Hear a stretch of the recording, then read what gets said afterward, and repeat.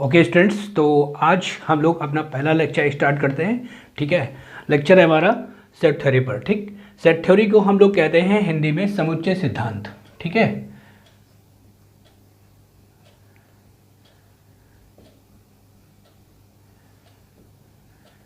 Set theory को हम लोग कहते हैं इसे समुच्चय सिद्धांत। ठीक, तो सबसे पहले आते हैं इसकी डेफिनेशन क्या होती है। ठीक है, सेट सेट मतलब समुच्चय। ठीक है, सेट मतलब समुच्चय।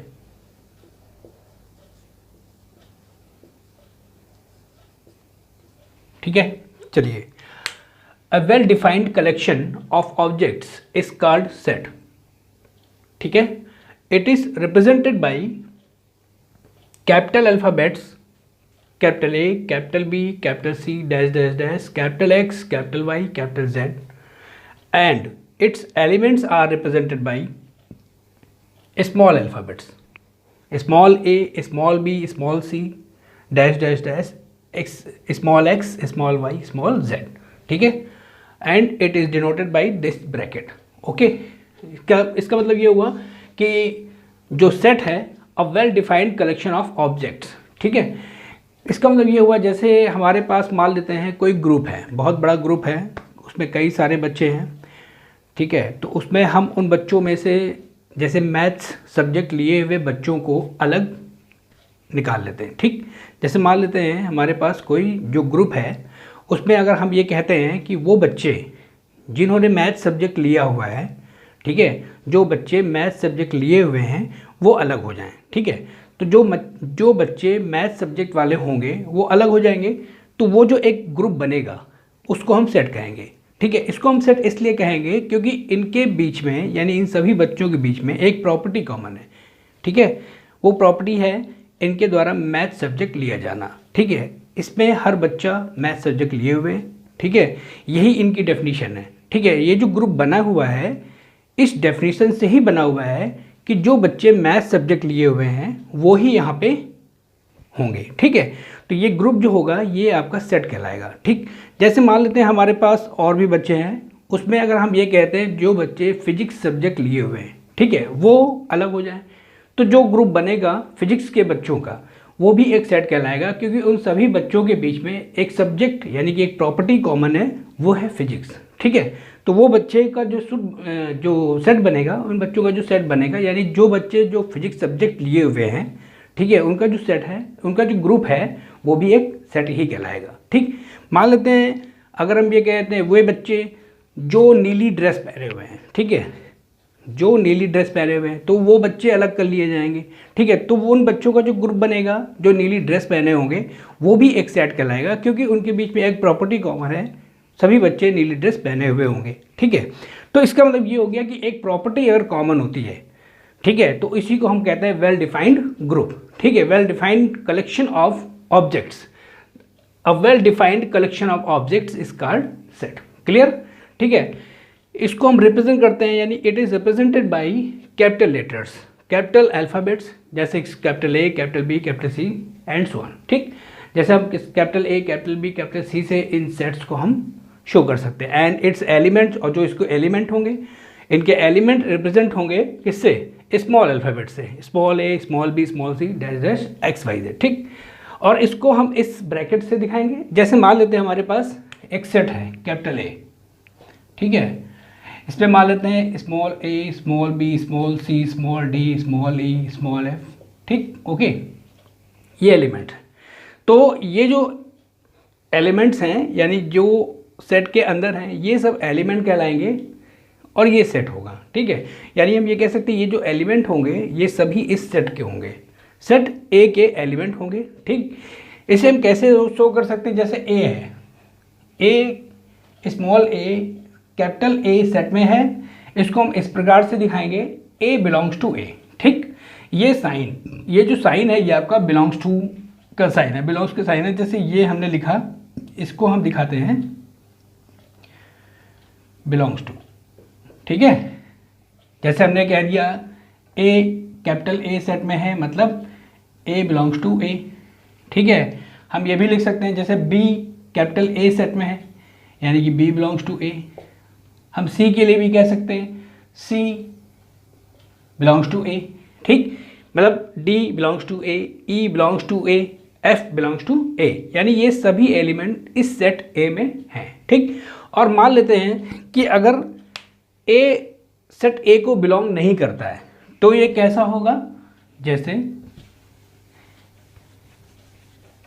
जैसे मान लेते हैं हमें ये सेट दिया हुआ है, इसमें ए एलिमेंट नहीं है, जैसे मैंने लिख दिया बी सी डी, ठीक है, बी सी डी, जैसे हमने यहाँ पे लिखा बी सी डी, इसमें देखिए ए नहीं है, तो हम यहाँ पे ये कह सकते हैं कि A does not belongs to A, does not belong to A, ठीक है, यानी कि जो स्मॉल ए है कैपिटल ए सेट का एलिमेंट नहीं है, यानी कि ए स्मॉल ए कैपिटल ए में नहीं है, तो हम इसको ऐसे लिखेंगे, बिलोंग्स टू का साइन लगाएंगे और इसको ऐसे क्रॉस कर देंगे, तो इसका मतलब ये हो जाएगा A does not belong to A, clear, ठीक। जैसे एक एग्जाम्पल हम लोग लेते हैं, कलेक्शन ऑफ वॉवेल्स, ठीक, इंग्लिश अल्फ़ाबेट में 5 वॉवेल होते हैं, ए ई आई ओ यू, ठीक, ए ई आई ओ यू, इसको हम इस ब्रैकेट में कर लेते हैं तो ये आपका एक सेट कहलाता है, जिसको हम कह सकते हैं वॉवेल्स का सेट है ये, यानी कलेक्शन ऑफ वॉवेल्स है, ठीक, ओके।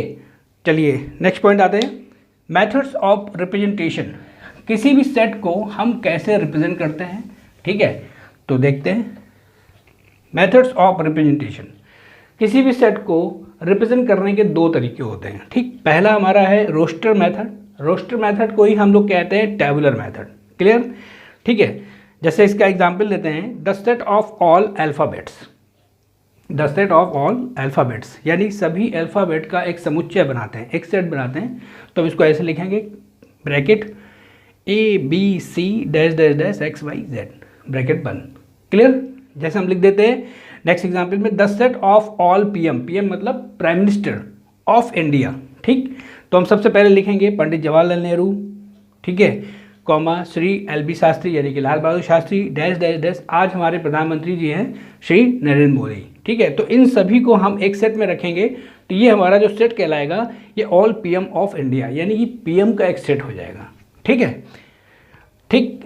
ये हो गया आपका रोस्टर मेथड।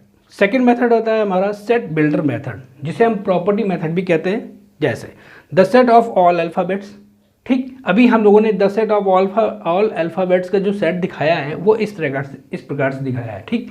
अगर हम इसको प्रॉपर्टी मेथड से दिखाना चाहते हैं, सेट बिल्डर मेथड से दिखाना चाहते हैं, तो कैसे दिखाएंगे, the set of all alphabets, हम यहाँ पे एक वेरिएबल मान लेंगे, जैसे कि एक्स इज सच दैट, ये जो साइन है, जो 2 पॉइंट लगे हुए हैं, जैसे हम इसको ऐसे लिखते हैं दिस, तो इसको हम पढ़ेंगे एक्स इज सच दैट, ठीक है, इसको हम ये पढ़ेंगे एक्स इज सच दैट, मतलब एक्स ऐसा है कि x is an alphabet, x एक अल्फ़ाबेट है, ठीक है, एक्स इज एन अल्फ़ाबेट, यानी कि इसमें देखिए सारे अल्फ़ाबेट रिप्रेजेंट हो गए, A B C D dash dash dash X Y Z तक, ठीक है। तो X is such that X is an alphabet, clear. जैसे मान लेते हैं the set of all PM, यानी प्राइम मिनिस्टर ऑफ इंडिया का जो सेट हम लोगों ने बनाया था रोस्टर मेथड से, अगर हम इसको प्रॉपर्टी मेथड यानी कि सेट बिल्डर मेथड से दिखाना चाहें तो कैसे दिखाएंगे, the set of all PM of India, ठीक है, इसमें भी हम एक वेरिएबल मानेंगे, जैसे एक्स, तो X is such that X is A PM यानी कि प्राइम मिनिस्टर ऑफ इंडिया, तो ये सेट हो गया आपका प्रॉपर्टी मेथड से हमने इसे रिप्रेजेंट कर दिया, ठीक है, क्लियर हो गया। तो ये सेट हो गया, और सेट को दिखाने के 2 तरीके, रिप्रेजेंट करने के 2 मेथड, एक रोस्टर मेथड और एक सेट बिल्डर मेथड, ठीक है। चलिए नेक्स्ट पॉइंट आते हैं हम लोग,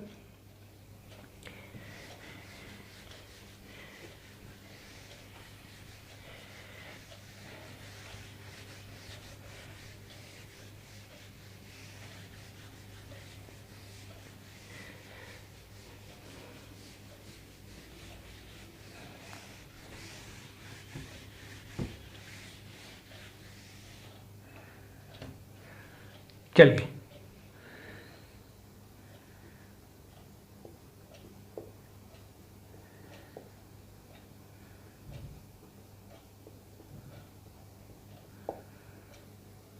सब इम्पॉर्टेंट सेट, ठीक है, कुछ सेट हमारे बहुत इंपॉर्टेंट होते हैं, ठीक है, ये बेसिक सेट्स हैं जिनको हमें जानना बहुत ज़रूरी है। जैसे पहला फर्स्ट है हमारा नेचुरल नंबर।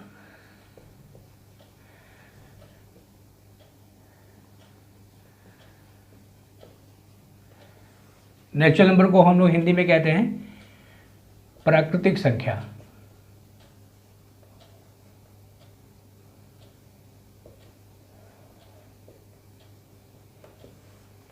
ठीक है, इसे हम लोग कैपिटल एन से रिप्रेजेंट करते हैं, और ये होता है, इसमें जो एलिमेंट्स होते हैं वो ये होते हैं 1 2 3 4 डैश डैश डैश इनफाइनाइट। ठीक है, सेकेंड सेट होता है हमारा होल नंबर।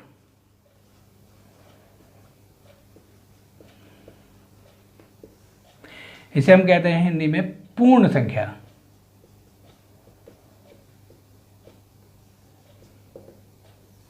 ठीक है, इसे हम लोग W से रिप्रेजेंट करते हैं, और इसमें अगर नेचुरल नंबर के सेट में अगर हम जीरो और इंक्लूड कर दें तो ये होल नंबर का सेट बन जाता है। ठीक, जैसे 0 1 2 3 4 डैश डैश डैश इनफाइनाइट तक। ठीक है, नंबर 3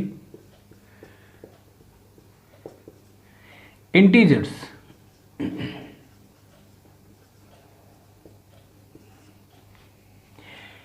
इंटीजर्स क्या होते हैं?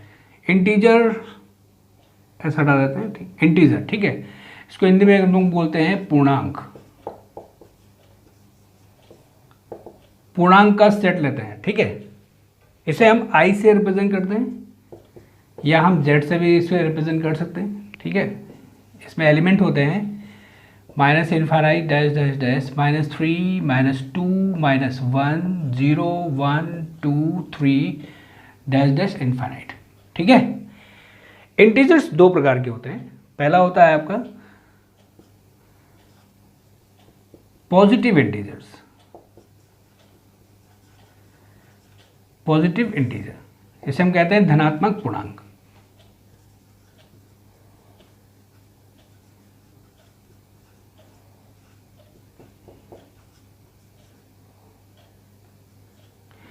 ठीक है, धनात्मक पूर्णांक, इसे हम I प्लस से दिखाते हैं, या हम इसे Z प्लस से दिखा सकते हैं। ठीक है, इंटीजर्स के सेट में जाते हैं जो इसमें पॉजिटिव पूर्णांक हैं, पॉजिटिव इंटीजर्स हैं, जैसे 1 2 3 डैश डैश, इनको हम इस सेट में रखेंगे 1 2 3 डैश डैश इनफाइनाइट, और ये set equal to natural number के होगा। जरा देखेंगे गौर से। ठीक है, धनात्मक पूर्णांकों का सेट कह लें, या हम कहते हैं नेचुरल नंबर का सेट, तो वो दोनों इक्वल होते हैं। ठीक, निगेटिव इंटीजर,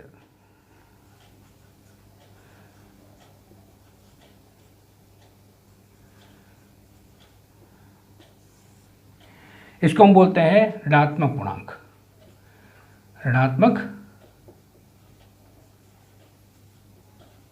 पूर्णांक।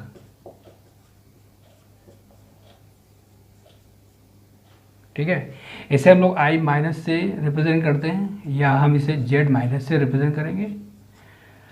तो इंटीजर के सेट में जाते हैं, जो निगेटिव इंटीजर्स हैं हम इनको इस सेट में रखेंगे -1 -2 -3 dash dash dash minus infinite. ठीक, ये मेन 2 टाइप्स ऑफ इंटीजर है। अगर हम इसमें 2 प्रकार के इंटीजर और ऐड कर लेते हैं, चलिए, तो क्या होता है, जैसे 2 हम और लिख सकते हैं। पहला है आपका non positive integer. Non positive integer, non positive integer के सेट में क्या आएगा, नॉन पॉजिटिव। नॉन पॉजिटिव मतलब जो पॉजिटिव नहीं है। जरा इंटीजर के सेट में हम लोग जाते हैं, तो जो पॉजिटिव इंटीजर हैं जैसे 1 2 3, इनको हटा देते हैं, इनको छोड़ के जो बचता है वो हम लिखेंगे इस सेट में। यानी 1 2 3 हटा देंगे तो यहाँ 0 बचेगा, -1 -2 -3 डैश डैश माइनस इनफाइनाइट, ये लिखेंगे। ठीक, 0 -1 -2 -3 dash dash dash minus infinite. ठीक, फिर आता है नॉन निगेटिव इंटीजर्स।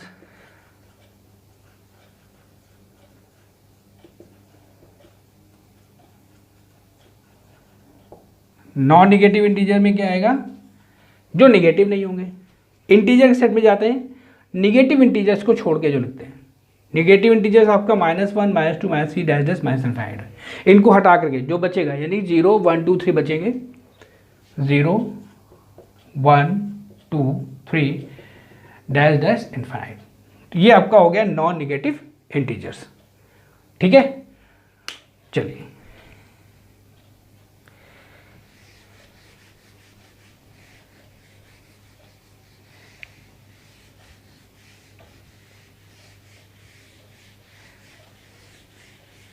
ओके तो नेक्स्ट है हमारा रेशनल नंबर। ठीक, रेशनल नंबर को हम लोग हिंदी में कहते हैं परिमेय संख्या। ठीक, इसे हम क्यू से रिप्रेजेंट करते हैं। ठीक है, इसे हम क्यू से रिप्रेजेंट करते हैं और ये सेट बराबर होता है जस्ट P अपॉन क्यू, मतलब डिवीजन के रूप में लिखा जा सके। Q equal to P upon Q is such that P Q are integers and Q is not equal to 0। ठीक है, मतलब वे संख्याएं जिन्हें हम P अपॉन क्यू के रूप में लिख सकते हैं।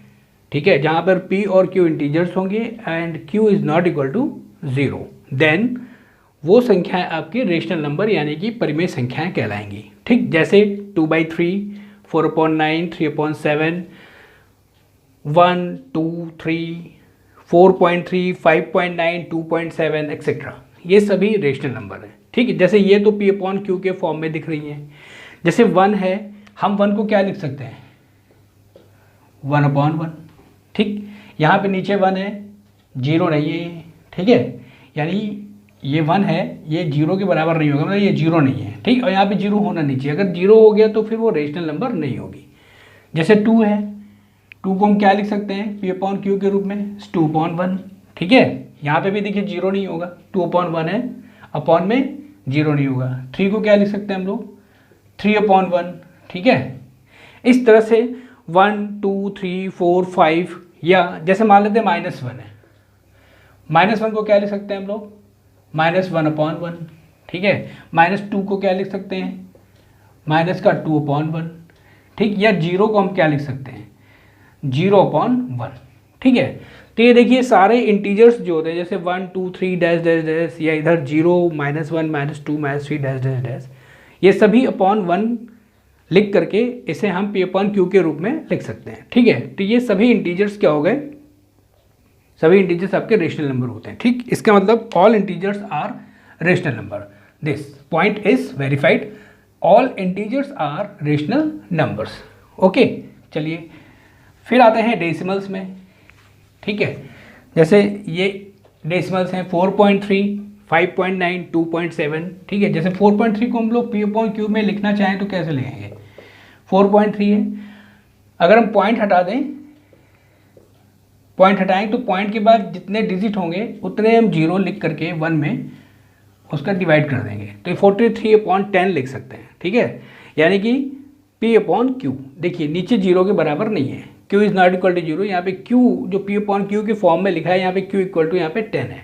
ठीक, जैसे 5.9 है, 5.9 को हम लोग 59/10 लिख सकते हैं, क्योंकि पॉइंट के बाद एक डिजिट है।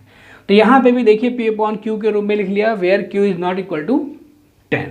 ठीक, जैसे मान लेते हैं 2.79, तो हम लिख सकते थे 279, यहाँ पे पॉइंट के बाद 2 डिजिट है, इसलिए 1 पे हम 2 0 लगा देंगे, 100, तो भी ये P अपॉन क्यू का फॉर्म हो गया। ठीक है, where Q is not equal to 0 and P and Q are the integers. Okay, then it is also a rational number, ये भी एक रेशनल नंबर ही हुई। ठीक, यानी कि और इस तरह की जो डेसिमल नंबर होती है जिसमें पॉइंट के बाद फाइनाइट डिजिट्स होती हैं, मतलब पॉइंट के बाद यानी डेसिमल के बाद अगर नंबर ऑफ डिजिट्स फाइनाइट हो तो इसे हम फाइनाइट डेसिमल कहते हैं। ठीक है, तो ये सभी फाइनाइट डेसिमल्स होती है, तो फाइनाइट डेसिमल जितनी होती है वो सभी P अपॉन क्यू के फॉर्म में लिखी जा सकती है, तो सभी फाइनाइट डेसिमल्स आपके रेशनल नंबर होते हैं। ठीक,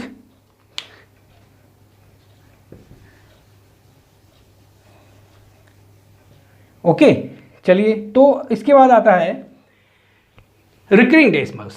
रिकरिंग डेसिमल्स क्या होते हैं, जरा इनको देखते हैं। जैसे मान लेते हैं हमारे पास 3.22222 डैश डैश डैश इनफाइनाइट तक, ठीक है, ये 3.2222 यानी देखिए डेसिमल के बाद एक निश्चित डिजिट बार बार रिपीट कर रहा है एक क्रम से, तो इसको हम इस प्रकार से लिखते हैं 3.2, चूंकि एक अंक यानी एक डिजिट रिपीट हो रहा है इसलिए हम उसी अंक के ऊपर बार लगा देते हैं।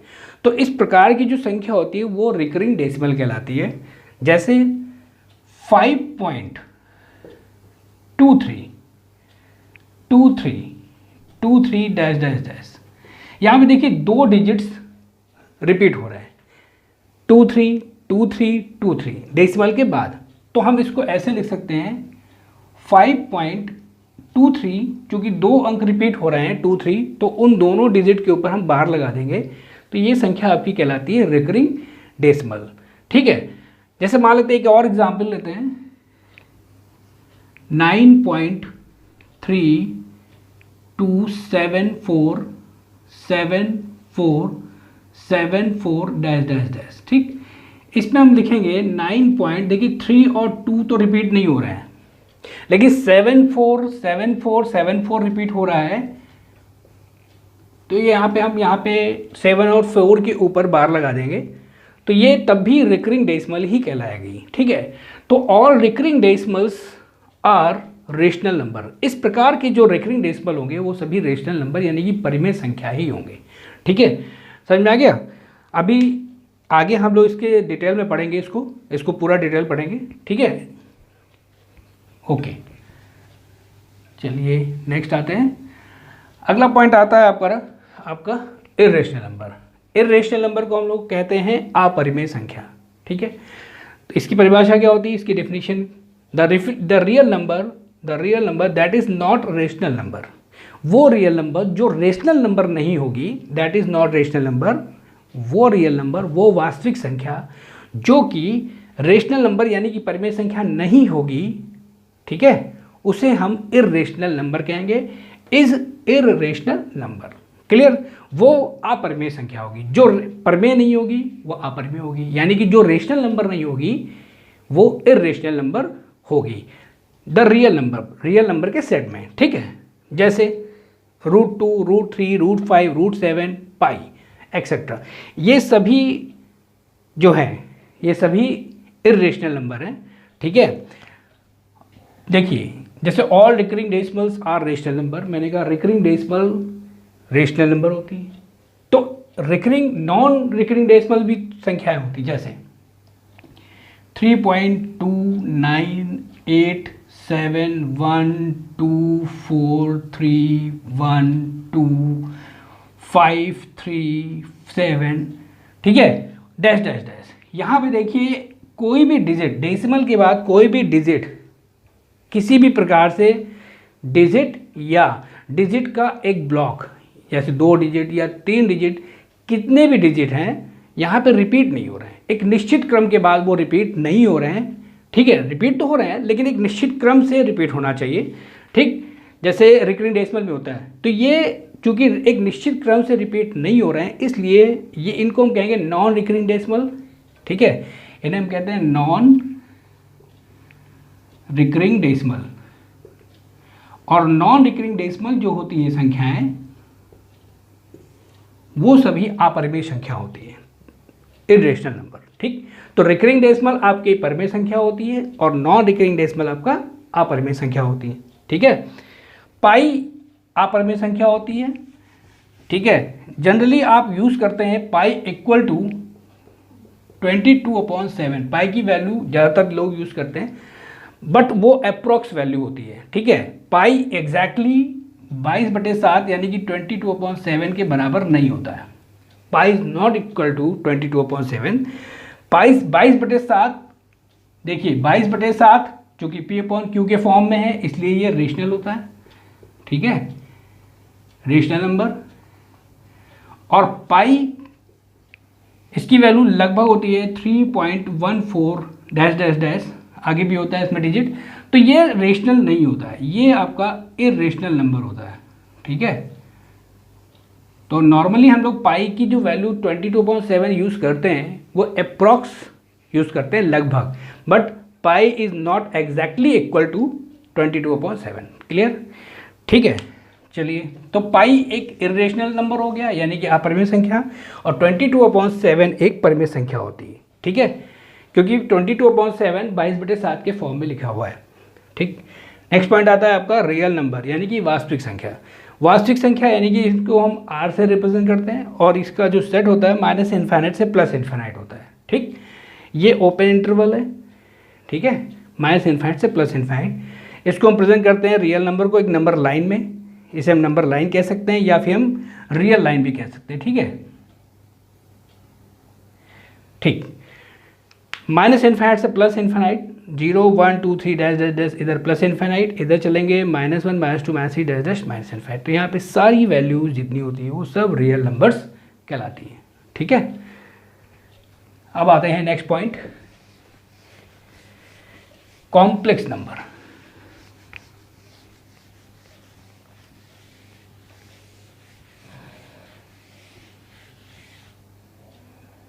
ठीक है, आइए,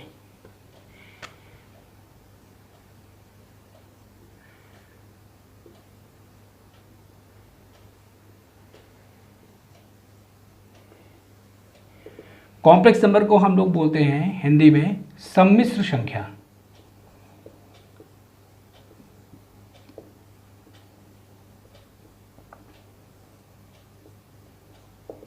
ठीक है, इसको हम रिप्रेजेंट करते हैं सी से। जो सेट होता है कॉम्प्लेक्स नंबर का, इसे हम सी से रिप्रेजेंट करते हैं। ठीक है, और ये एलिमेंट इसमें किस प्रकार से होते हैं, वो इस प्रकार से होते हैं, x + iy such that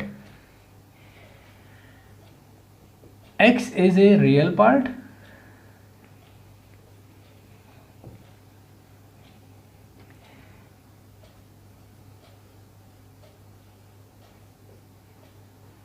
and y is an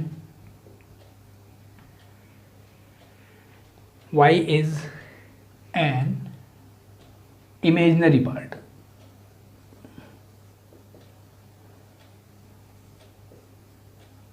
y is an imaginary part। ठीक है,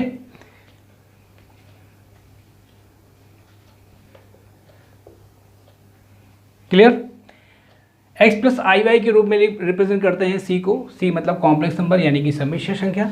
ठीक है, i क्या है यहाँ पर, i की वैल्यू होती है -1 रूट में, स्क्वायर रूट के अंदर -1। ठीक है, अगर हम इसका दोनों साइड में स्क्वायर कर दें, यानी कि i = होता है √-1, स्क्वायर कर देते हैं तो ये हो गया आपका i² = -1, इधर स्क्वायर रूट हट जाएगा।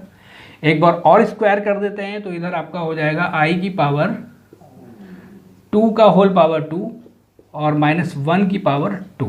दैट इम्प्लाइज यहाँ पे 2 2 जा 4, यानी कि i की पावर 4 = +1। i को एक्चुअली में हम लोग आयोटा पढ़ते हैं। ठीक है, i को हम लोग आयोटा पढ़ते हैं। ठीक है, ओके। तो c just x + iy where x is a real part and y is an imaginary part। Clear, ये क्लियर हो गया। i की पावर 4 = 1 और i² = -1, i = √-1। ठीक,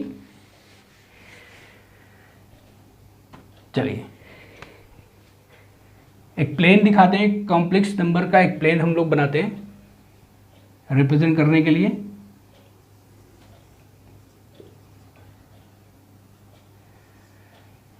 ये आपका ओरिजिन, ये आपका होता है रियल एक्सिस, वास्तविक अक्ष,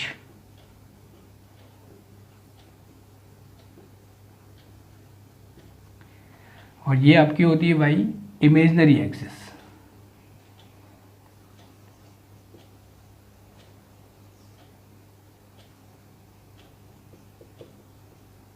यानी काल्पनिक अक्ष।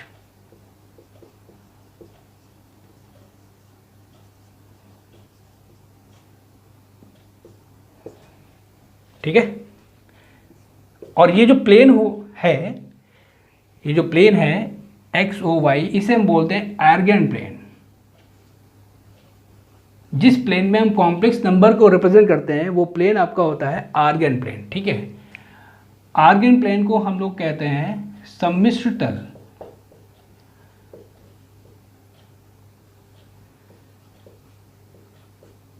ठीक है। चलिए हम लोग दिखाते हैं एक कॉम्प्लेक्स नंबर को। जैसे मान लेते पी पॉइंट है, इसके कोऑर्डिनेट हैं x, y, तो इसका मतलब ये हो गया, ये आपका हो गया x part, y imaginary part होगा, दैट पॉइंट इज a, ठीक है। o को हम लोग p से मिला देते हैं, ठीक। तो ये जो लेंथ आ रही है OP, ये कॉम्प्लेक्स नंबर का मापांक कहलाता है, यानी मॉड्यूलस कहलाता है, ठीक। इसे हम r से दिखाते हैं, ये आपका r हो जाएगा। और AOP, ये जो एंगल बन रहा है थीटा, ठीक है, इसे हम कॉम्प्लेक्स नंबर का x अक्ष की धनात्मक दिशा से बनाया गया कोण है, यानी कि कोणांक, ठीक। r को हम लोग मापांक कहते हैं, ठीक है, यानी कि मॉड्यूलस। और थीटा को हम लोग कोणांक कहते हैं,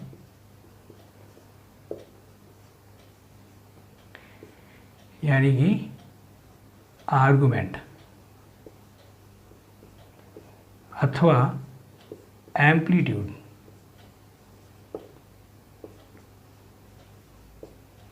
ठीक है, ओके। चलिए, in right angle triangle OAP, in right angle triangle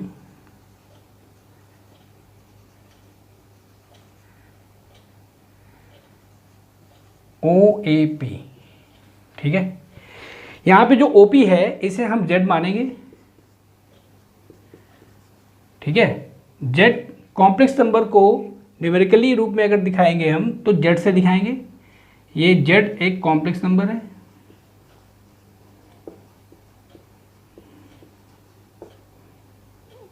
ठीक है, यानी कि Z एक आपकी सम्मिश्र संख्या है।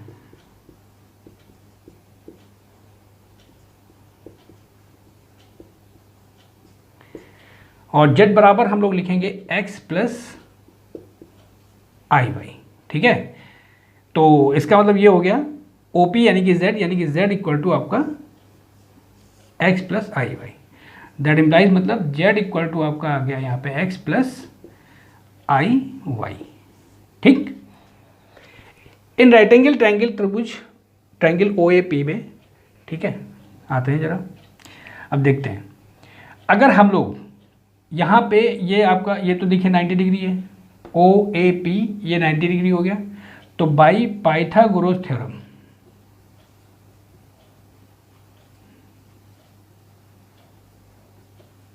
By Pythagoras theorem. Pythagoras theorem क्या होती है? अगर आपके पास कोई राइट एंगल ट्रायंगल है, ठीक है, ये बेस होता है, ये कोण अगर मान लेते हैं थीटा है, ये बेस AB बेस होता है, BC परपेंडिकुलर होता है, ठीक है, BC आपका परपेंडिकुलर होता है और AC आपका हाइपोटेनस होता है।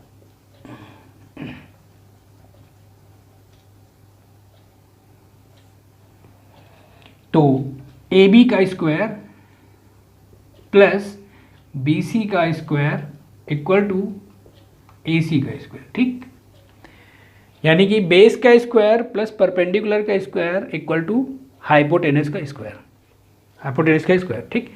तो हम राइट एंगल ट्रायंगल OAP में पाइथागोरस थ्योरम लगाएंगे तो ये आपका आ जाएगा R स्क्वायर यानी हाइपोटेनस का स्क्वायर इक्वल टू बेस यानी कि x स्क्वायर, यहाँ पे परपेंडिकुलर यानी कि y square, that implies R x square plus Y square, ठीक है। R क्या है आपका? Modulus of Z, that implies modulus of Z। हम लोग मॉड्यूलस ऑफ Z को कैसे रिप्रेजेंट करते हैं जरा देखें, मॉड्यूलस ऑफ Z, इसको हम ऐसे दिखाते हैं मॉड Z, यानी मॉड Z इक्वल टू आपका आ गया R और ये बराबर आपका आ गया x square plus Y square, ठीक। क्या दिया हुआ था आपको, दिया था आपको z equal to x plus I Y. X आपका रियल पार्ट है, ठीक है, और y आपका इमेजिनरी पार्ट है।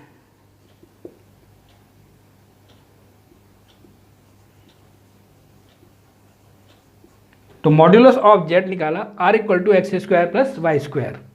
तो हम x को लिख सकते हैं, x देखिए रियल पार्ट है, यानी हम आर ई एक्स, ठीक, और इमेजिनरी पार्ट y को हम लिख सकते हैं I am, sorry I R E x नहीं, आर ई जेड लिखेंगे, ठीक है, रियल पार्ट ऑफ z और आई M Z, imaginary part of z, ठीक है। यानी x है आपका are E Z, real part of z, यानी कि x real part of z का जो रियल पार्ट है, ठीक, और y को हम लिखेंगे real imaginary part of z, यानी I M Z, I M Z. ये समझ में आ गया। यानी modulus of z equal to आपका आएगा किसी भी z यानी कि कॉम्प्लेक्स नंबर का मॉड बराबर होगा उसके रियल पार्ट के स्क्वायर प्लस उसके इमेजिनरी पार्ट के स्क्वायर के बराबर उसका रूट ले लेंगे, योग करके उसका रूट ले लेंगे तो उसका मॉडुलस निकल आएगा, ठीक। चलिए अब आते हैं कोणांक। तो इसमें tan थीटा लेते हैं जरा। tan थीटा इक्वल टू क्या हो जाएगा, tan थीटा बराबर होता है परपेंडिकुलर अपॉन बेस, यानी कि y अपॉन एक्स। तो थीटा इक्वल टू क्या हो जाएगा, that implies theta equal to tan inverse y upon x, यानी थीटा बराबर आपका आ गया tan इनवर्स, यानी कि tan इनवर्स y क्या है आपका, z बराबर आपका x प्लस आई वाई था, y है आपका इमेजिनरी पार्ट ऑफ z यानी कि आई एम जेड, और x है आपका रियल पार्ट ऑफ z यानी कि आर ई जेड। तो tan inverse I M Z upon R E Z, ठीक। तो ये आपका एक फॉर्मूला बन गया, ठीक है। तो आ गया क्लियर, यानी मॉड z इक्वल टू आपका आर आ गया, ठीक है।